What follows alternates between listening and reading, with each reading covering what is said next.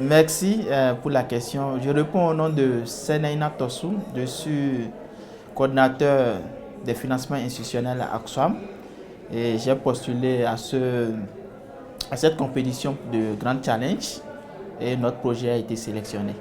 Notre projet vise à capitaliser un certain nombre de projets que Oxfam a mis en œuvre durant les 6 dernières années, où Oxfam a travaillé sur un projet WASH afin de permettre aux populations en RDC de pouvoir avoir de l'eau potable.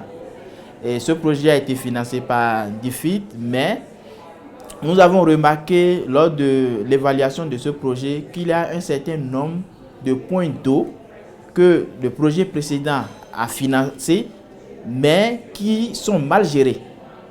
C'est de là que l'idée nous est venue de dire, OK, pour améliorer le processus de gestion au sein des points d'eau, ou bien au niveau des points d'eau, nous pouvons adjoindre les nouvelles technologies pour pouvoir contrôler comment l'eau sort, combien les gens payent pour avoir de l'eau.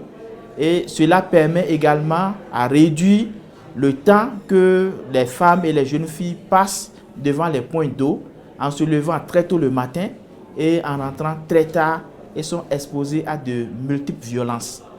Donc le fait d'utiliser ce qu'on appelle le ATM, qui n'est rien d'autre que les crédits cartes que nous utilisons pour nos portables, et partir de ce constat des portables pour pouvoir les mettre en place sur les points d'eau qui existent déjà, va permettre aux différentes populations d'avoir accès à l'eau 24 heures sur 24, 7 jours sur 7 et dans un environnement beaucoup plus protecteur.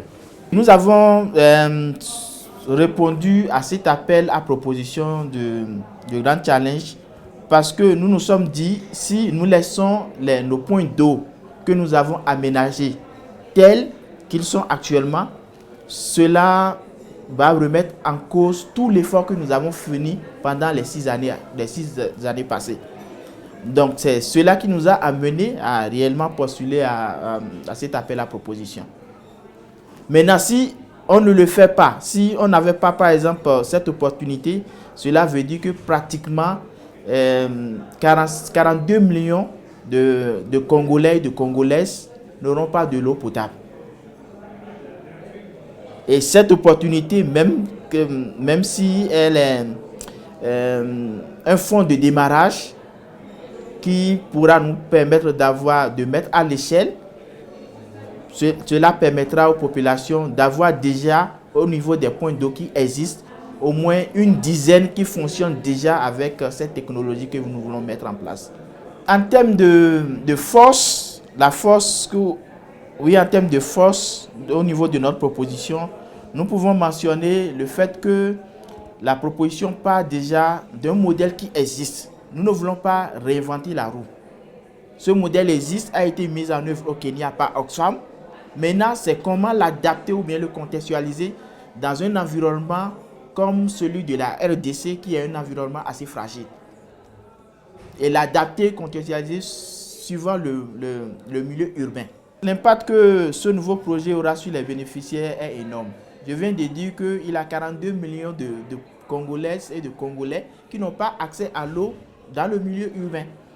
Donc le fait d'avoir même ce fonds de démarrage qui va permettre de toucher 20 000 Congolais et Congolaises en milieu urbain, c'est déjà énorme.